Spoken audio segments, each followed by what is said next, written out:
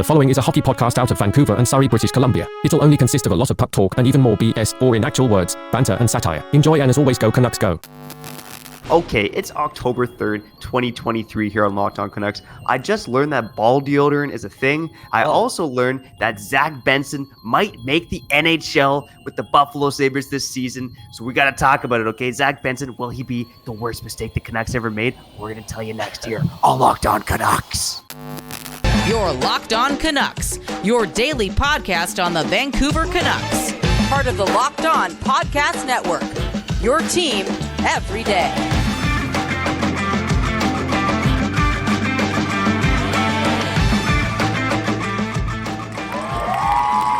Hey, welcome to another episode of Locked On Canucks. My name is Trevor Beggs, co-host here on Locked On Canucks and also a Canucks writer over at Daily Hive, Vancouver. Before we dive into the show, we got to thank you, the listener, the viewer, for tuning into Locked On Canucks. It's your team every day, your Canucks every day. More specifically, if you like the show, go make sure you subscribe or follow for free on YouTube or wherever you listen to podcasts. Also, got to let you know before we dive into the show that today's episode is brought to you by Game Time. Download the Game Time app, create an account, and use code LOCKEDONNHL for 20 buckaroonies off your first purchase. All right, Kyle, we got to talk about it, buddy. Zach Benson, he is lighting up the preseason right now over with the Buffalo Sabres. Did the Canucks make a mistake? Are we reacted too soon? It's overreaction season, baby. That's what October's all about. So we're going to dive into that. Also going to give you an update on Ilya Mikheyev, talk about where he slots into the Canucks lineup if and when he returns. But first and foremost, someone I know where he slots in on Locked On Canucks, and that is right beside me. And make sure all the production gets done, or else this beautiful show doesn't get to the airways. Kyle Bhawan, you hero, you. What's going on? How you doing, buddy? Dude, you're one of the busiest dads I know. There's only one other dad that I know that is busier than you. For real. You're a true family man. For real. And a decent friend. My name Kyle Bhawan. That's Trevor Beggs. This is Locked On Canucks, where we give you your Canucks every day. And Trevor, that was a long intro from you. And remember, we got to do this in 30 minutes or less because we got to squeeze in Komment Korner too, okay? I care about the fans. We're not going to lose that segment for another show, okay? Come on, Beggs, you got to pick it up, okay? That intro was so long, and it's only super long because I saw the devil in your eyes, buddy. I saw the devil in your eyes, man. You cannot wait to talk about this. You have to make it nice and long because Zach Benson has gotten all your attention for a very long time. You might have taken a break for maybe a month and a half because he didn't become a Canuck and you're trying to live a happier life. And now we're seeing all these GIFs and highlights on Twitter of a dude who's possibly going to make the Buffalo Sabres and a guy possibly, well, it would actually be a guarantee that this dude would make the Canucks if he was drafted by the Canucks this September. You know what I'm saying? He would definitely do it. There'd be no question. They'd be like, who's going to play with JT Miller? Oh, no. I think Phil DiGiuseppe will be okay. No, it would be Zach Benson. So this is going to be a dark episode. Gear up. Seriously, man. Gear up. Seriously, man. I mean, like all the talk in Vancouver about, Tom Willander and Kyle, like you got to be honest with the people too, man. You're a big Tom Willander fan. You know, course, like you might even have a Tom Willander tattoo right now. Not I yet. wouldn't be surprised. But like, again, like the right shot defenseman, I get it. Like it's really hard to find those players. We've seen that right now in Vancouver. Like the Canucks could use a guy like Tom Willander. You know who another guy they could use? Zach Benson. Zach Benson. This guy, I'm telling you, like I've already kind of said, I don't know if I've said it on air, but I think Bedard's going to get 100 points this year. I don't think Zach Benson's on that level, but I think he could be an NHL player this season. I didn't necessarily think that was possible. I wasn't predicting that he was going to make the Buffalo Sabres lineup. But man, oh man, this kid looks electric during preseason action. And it's not too often that a guy drafted 13th overall. I said it from day one. I said it from the time the Canucks made that pick that they made the wrong pick and that they should have picked Zach Benson. I obviously wasn't alone in saying that, but that's what I've said from day one. Make a prediction, okay? How many points does he put up if he plays all 82 games with that offense and with Owen Power and Rasmus Dahlin? Like, how many points is he putting up through 82 games? Is it 70? Please don't tell me 70, man. Is it 65? Please don't tell me 65. Give me like 38. I kind of want to take a look at the Sabres depth chart quickly here because it just depends on opportunity, right? Like Benson, even if he makes the team, I think is probably going to be like a middle six winger, right? They're not just going to thrust him on the top line. Although he was playing with Tage Thompson and Jeff Skinner, so I could be wrong. Oh, I could be wrong about dude, that. I saw a But tweet. It broke my heart. oh, I've had a man. rough week, but this was probably the hardest thing in my rough week when I saw this tweet. Okay, somebody said that if this was another year and Bedard wasn't in the draft, he would consider drafting Benson at 1. Whew. I mean, there was an argument for him to go in the top 5, right? Ugh, Like we saw a guy like come Dmitry. on, man. Like I think of both Coyotes draft picks, right? Dmitry Simashev, a player I really liked for the Canucks, and then Daniel Boot, who was the other guy. So Canucks picked Willander at 11th. Coyotes picked Daniel Boot at 12th overall. It's Mm, early, right? I mean, Zach Benson obviously playing in North America. I mean, I guess he's got a leg up, like in terms of some guys being in Europe, or like Tom Willander playing college hockey. But like this kid looks like the real deal, and he's uh, 18 years old, and he was a Vancouver kid. It's like it's one thing the Canucks obviously weren't going to get Bedard, but you have another Vancouver kid in Zach Benson, homegrown kid, like one of the most talented players in his age group, and you pass on him. To me, it's a tough pill to swallow. I know fans are excited about Tom Willander. I am too, and I get the whole like you need to draft right shot defenseman, but I also more so than that, I believe you should draft the best player available, and I believe Zach Benson was that mm. guy, and the Canucks passed on him. And the Coyotes passed on him as well. So But it's no one nice to cares see. in Arizona. We're talking about Vancouver Canucks, man. No, We're talking about the Vancouver Canucks. People care in this market. Nobody cares in Arizona that they pass on Zach Benson. But in this market, it should be a big deal. well, I was just saying that. Oh, there we go, being right next to the Arizona Coyotes, man. Which again, like I gotta. This is a dark episode, okay? And this is what happens when you're not working as much, okay? You're just thinking about things in life. You get a little dark, okay? You're not in the moment. You're somewhere else, okay? And look at what I'm about to say, okay? Again, the Canucks, they've been bad for 10 years. There's been organizations in sport that have been bad for 20, 25, right? I brought one of those teams' names up. The great and famous, but now infamous Oakland Raiders.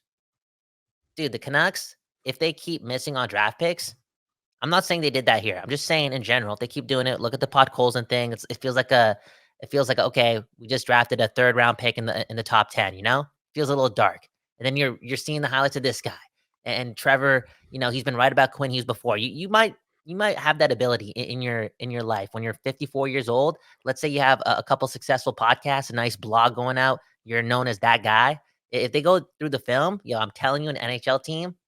You know how they started hiring fancy stats dudes, the smart guys, the good guys, the data guys? There's going to be guys like you, podcasters, get hired within the building. Anyways, you were right on Quinn Hughes, and you're maybe right on Zach Benson. Okay, Tom Willander. Let's be positive, okay? If we're going to talk about how the Canucks would need Zach Benson right now, because they desperately do, we're talking about a top line AHL player who wasn't really even a point per game type of guy. He's like our second line winger. And yesterday we were kind of delusionally optimistic about the guy, because he's a journeyman. We're journeyman. We connected the dots. We're like, yeah, you got it. You're the next Alex Burrows. You can do this.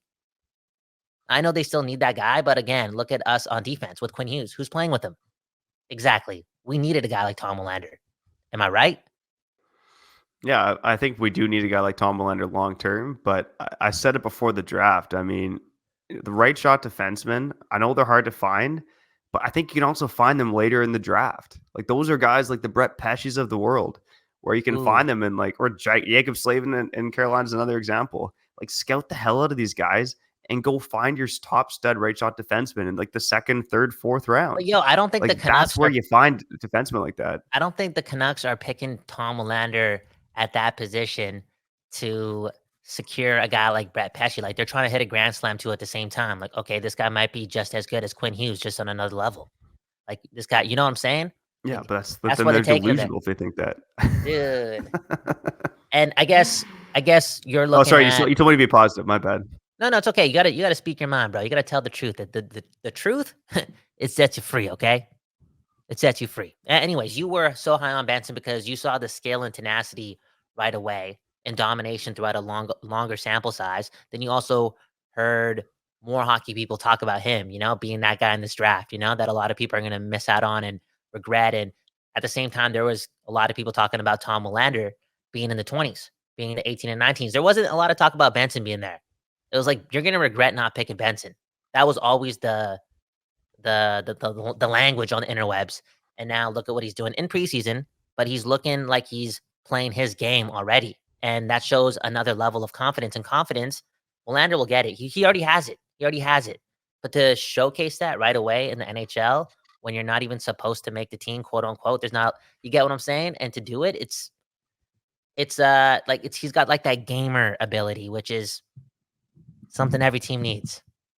But we got Phil DiGiuseppe, man, and JT Miller. That's a good combination, man. They work hard. Well, DiGiuseppe works hard. Not, you know what? I'm not even thinking, Benson could be a guy on that line. Like, he could be a guy on the Pettersson line. And this is kind of a good segue to the second segment of the show, like talking about Ilya Mikheyev, an update on him.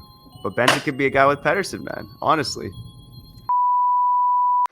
Unbelievable. Truth hurts, buddy. Unbelievable, dude. Are you kidding me? I thought you were going to hit me. I thought you were going to hit me with, you know what? It's not even about the Miller line. I could see this guy learning a lot from playing with Pius Suter. This guy hit me with, nah, man. Put him with Kuzmenko and Pettersson. Yo, next segment, man. I hate you, man. This is, it's we got 8 days before the season starts, 7 days, whatever the date is, okay? Like, dude, come on, look how good Quinn Hughes is, man.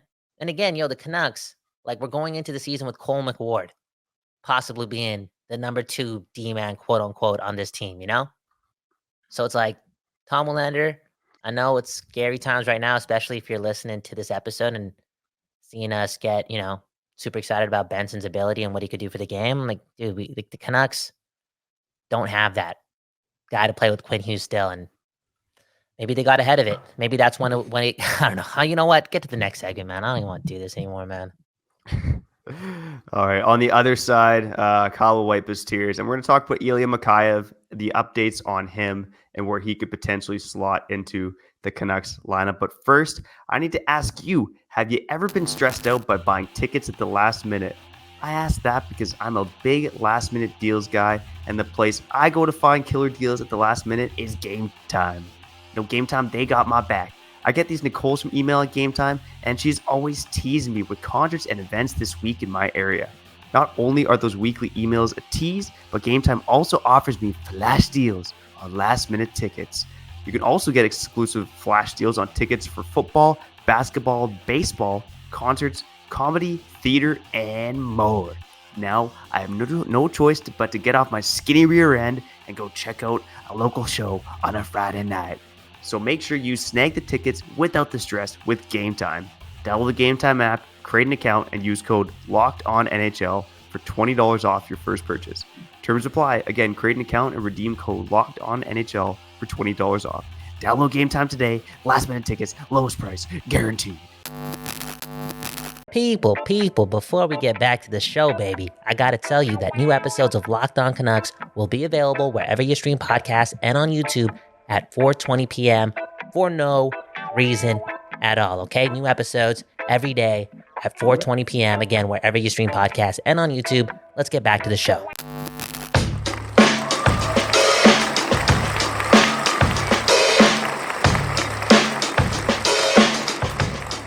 Okay. We back on Locked On Canucks.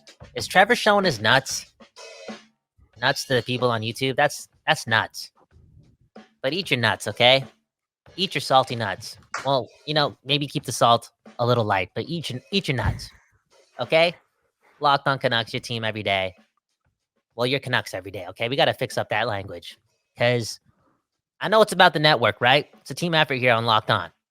We got good people out here, but I'm only here for the West Coast bias, I'm only here for this side of the world because you got to look out for your neighbors, man, because who else will, right, Trevor Beggs? Yeah, 100%, man. And the West, we don't get a lot of love, okay? There's more people living in the East. They get more love. We got to have that West Coast bias, man. Facts. And speaking of that West Coast bias, I just thought of this, okay? Again, the first half of the show, I kind of apologize, but it is what it is. Trevor Beggs, the darkest guy on this program, and also just one of the darkest friends I have right now in life because he's dealing with a lot. He's juggling 5 things, and a lot of big changes happening to Beggsy, and it's been that way for like 40 days, okay? So I understand his pessimism on today's episode. but I'm going to hit him with another version of his favorite player. And not Phil DiGiuseppe, but I feel as if Alexander Burrows is one of your favorite players of all time. Ilya Mikheyev, different player, different type of player. But we're talking about prime Burrows, right? The point total, 60 points. Isn't this the reason why we sign a guy like this for that much money? And this team really needs, because of the lack of development with Hoglander and Podkolzin, and us having Phil DiGiuseppe as a dude in our top six, like best case scenario for Ilya Mikheyev with JT Miller or Pettersson is to put up 60 points. Am I being delusional there? For Mikheyev to put up 60 points if he's fully healthy over 82 games. Yeah, I think you're a little delusional. I mean, that's at that money. I get what you're saying, right? Like, when you're making almost $5 Everything million needs to go right. Everything needs to go right. Like, does he have the attributes paired up with either JT Miller or Pettersson to just get there through like 75 games of being healthy? Yeah, you know what? I would say my first thought is you're delusional, but also, I don't think he was that far off last season. I think he had 28 points in 45 games, if I'm not mistaken. So over a full 82 games, that's a 51-point pace, if I have those numbers right. So, can he get another 9 points? Maybe. I also think, his shooting percentage has been kind of high. He's definitely a benefactor of being on that line with Kuzmenko and Pettersson. I don't think he looked bad last season, but he definitely wasn't the player, the fully healthy player that the Canucks expected to have. He had one knee. He had one knee. Dude, come on, man. You told me you weren't able to hold your kid yesterday because he did push-ups the day before. This guy played NHL games with one knee. Yeah, 45 of them too, right? Not to count a couple preseason games. Yeah, I mean, look, I want to believe in Mikheyev. I guess maybe my bias too is when they signed him, it's like, you're already capped out. Why are you spending your money on a guy like this? And last season, it worked to an extent, but it's not like he helped the penalty kill either. Well, right? Answer that for me, because he's okay. You're gonna talk about. He's a luxury, and I kind of want to ask. I kind of want to ask you as well, like on the top line, like is Mikheyev the guy for you on that top line with Pettersson and Kuzmenko?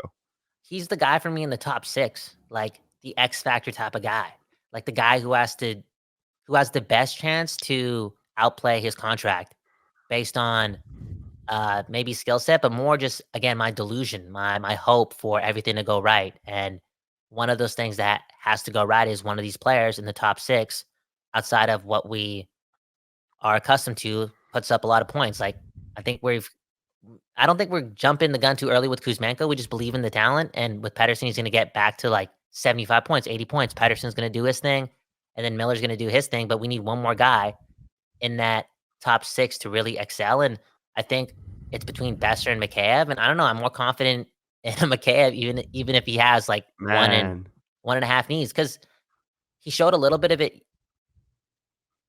last year when he was playing, and that was again on one knee. And I think he's got something about him, man. Just something about him. And it's the speed, but also his enjoyment towards the game. Like he's involved in a lot of plays, and he has a lot of heart. It's just, I can see, again, him putting up, am I going to say more points than Brock Boeser? No, I'm going to say I'm more confident in him having 60 points than I am with Brock Boeser, because you haven't. Well, Brock Boeser's the point. You get what I'm saying? Just being more impactful. I know Brock Boeser's put up his points, but just I'm more confident in Mikheyev's importance to the team than I am over Brock Boeser's. That's the best way to say it. Wow. I honestly think that comes down to a bit of Boeser fatigue in this market, because I think Boeser's 100%, almost assuredly has the higher ceiling than Mikheyev. I think with Boeser in Vancouver is that people have been expecting so much of him for such a long time now, and he hasn't necessarily delivered on that people are probably scrutinizing him more than they should. Whereas Mikheyev is kind of like a bit like the shiny new toy. We get like a half a season of him last year. But like Brock Boeser for sure should have the higher offensive potential than Ilya Mikheyev. That being said, if Pettersson and Kuzmenko have a season like they did last year and Mikheyev ends up riding shotgun, I think that's a good chance to put some more points in Boeser just because of that. But like I'll look at this quickly. So I mean, basically Boeser had 55 points last season, right? Yeah. And I said Mikheyev scored at a 51-point pace. I actually underestimated his game. He scored at a 49-point pace last season. So the two players are comparable. Like I'll give you that. But if Mikheyev's having a better offensive season than Boeser, then I think that's potentially a problem. Bro, Beggsy, what time is it? 4:20, okay? And we just spent the first half of the show being gruesome Like, we celebrating Halloween early on this program based on what you want to talk about. And you know what? I'm going to let people go under the curtains, okay? Because I think people lie.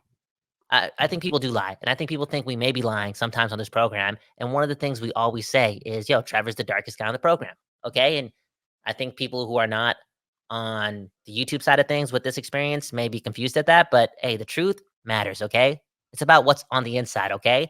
And before this episode started, I hit Trevor up. I was like, yo, I think we should talk about Mikheyev and him being like this X Factor type of guy. And in the second half, we should talk about Zach Benson. And this guy's like, cool. Then 5 minutes later, I don't know if this guy hacked the dart, but he definitely broke my heart. And he's like, yo, we're doing this with Zach Benson off the top. And I don't think it all has to do with your darkness. It's just like your IQ and what you're seeing and maybe the obvious. But man, oh man, I had to spread some like delusional optimism towards Mikheyev, and I'm talking about a guy that's still in a red jersey. It's just the Phil DiGiuseppe thing. It felt good yesterday, but I didn't feel good today, because it's a rainy Tuesday here in Vancouver. But yeah, we probably should have said the update off the top. But like Kyle said, Mikheyev back on the ice in a non-contact red jersey. You already know by now probably that Mikheyev won't play this preseason, and he's questionable to begin the season with the Canucks. We're talking more long-term here. Again, I don't think Mikheyev should be on that top line. I've said that time and time again on this program. Don't hate the option there, but I think it's a safe choice. But yeah, I did think that Zach Benson is a pretty big story with the fact that he could crack the NHL to camp. So, hey, call me the darkest guy in the program, but you know what? Nephew? Is he your nephew? Is he your cousin, dude? Maybe, man. Maybe. Shout out to I think he's from Langley. Shout out to Langley. Shout out to BC, man. Shout out to you for listening to Locked On Canucks. That's all I got to say. Especially if you're not from BC, because that's damn impressive. Dude, appreciate all of you for tuning in. Yo, I'll tell you. You messed up. You should have named your kid Benson, man. Benson Beggs, double B. Benson Beggs. This gotta have a third now. This guy's like the best mortgage broker in the world.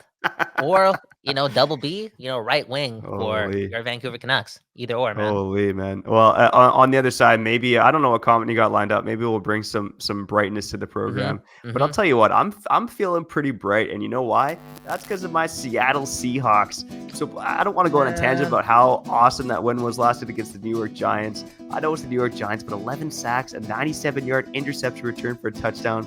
All amazing stuff. But hey, if you're going to bet on the Seahawks or anything with NFL, you got to make sure you do it with FanDuel. They are America's #1 sportsbook.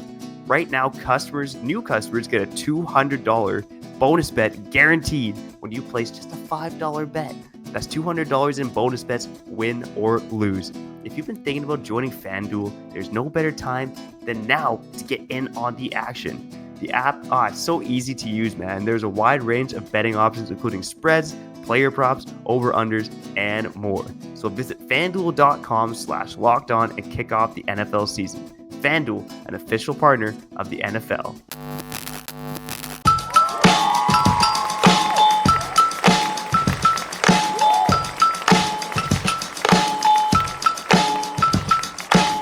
Okay. You're back on Locked On Canucks. You're Canucks every day. Subscribe, hit the like button if you did enjoy today's episode. And if you didn't, it's all good.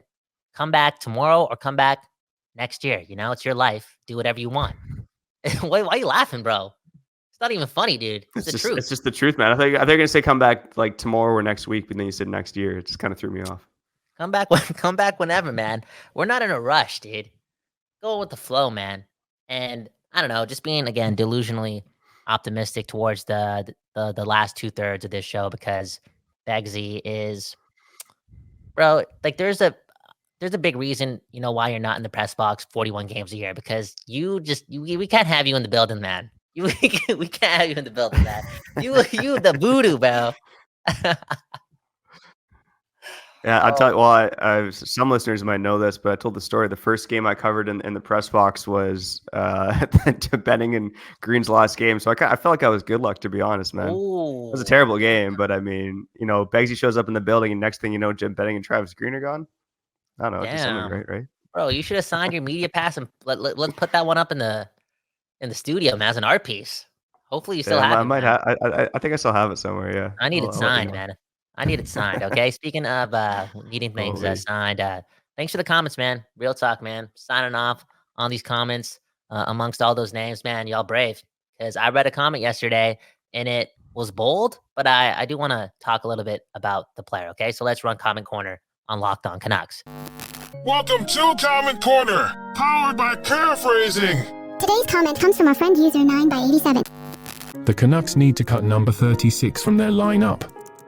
Wave him goodbye and accept defeat. Okay, thank you so much for the comment. All opinions matter.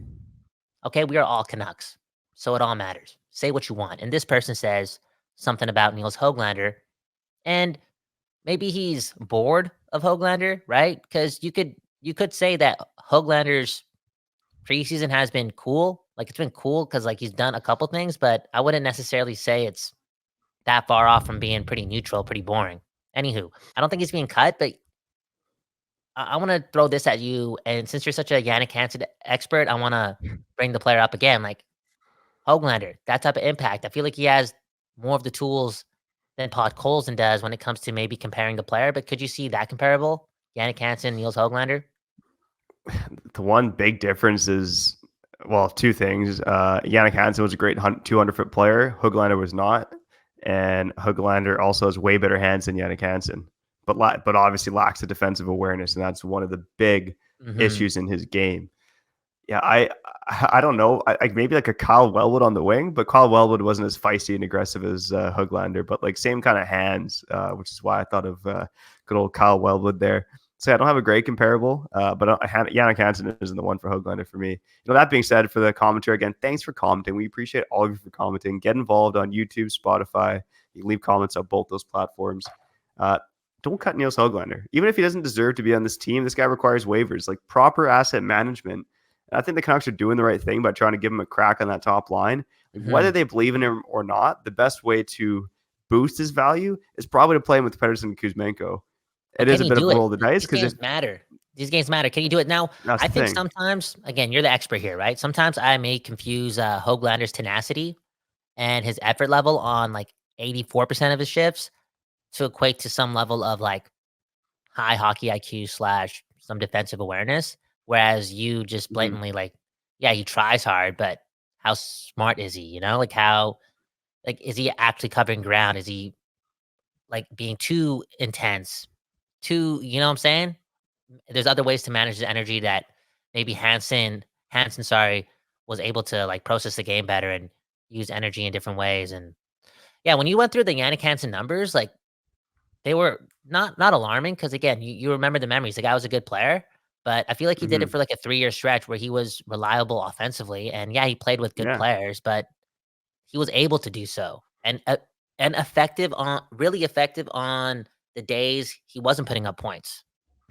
Yeah, exactly. He always found a way to have an impact. And, you know, Nils Hoglander hasn't been like that, but I think that's his ticket, possibly, other than scoring, that to have a spot in the lineup. Like, he's got to have an impact in other ways. And I do like that fight. I like that tenacity. I know he made one good read in the preseason. I think it was against Edmonton. I'm not quite sure. But he intercepted a pass high at the blue line. In the offensive zone. So like I think there's signs of him taking steps in the right direction. I think there's signs of him taking steps in the right direction last year. I think he's probably one of the Canucks 12 best forwards, but we talked about Ilya Mikheyev. Like, if Ilya Mikheyev comes back, is Hoglander the one that gets bumped out of the lineup? I think that's a strong possibility. And we had another comment, touch on the fact that he would rather see Hoglander get a leash / opportunity on the top 6 over Phil DiGiuseppe. And I get there's some sense in that, a lot of sense, right? You want to manage the asset and give this guy that you invested a second round pick in the 2019 draft some leeway. But we just brought up the fact that a guy like Hansen maybe was able to do things like that, stay in the top 6 because his effort level and his mistake-free game was more consistent. And that's what Hoglander has to do, like make an impact every game and don't take away from the team's chances to win games. Wow, look at that, man. Hockey talk, man. There you go, man. We're getting warmed up. Look at that, man. That felt like we're on Hockey Central at noon. Dude, man, Darren Millard. Unbelievable, man. Shout out to Darren Millard, but again, especially shout out to you for tuning into this episode of Locked On Canucks. Now let's wrap it up. I got to get out of here. Kyle, you probably got to get out of here. I'm sure you got things to do. Coming up this week, Kyle touched on it quick. X factors on the Canucks. Who are the X factors on the Canucks heading into next season? We're going to do an episode on that. Going to have a little reaction to the Canucks' upcoming preseason game on Wednesday night. And all kinds of season preview stuff, baby, coming up here on the network. But for now, I'm Trevor Beggs. That guy's Kyle Bhawan. And we appreciate the heck out of you for tuning in to Locked On Canucks.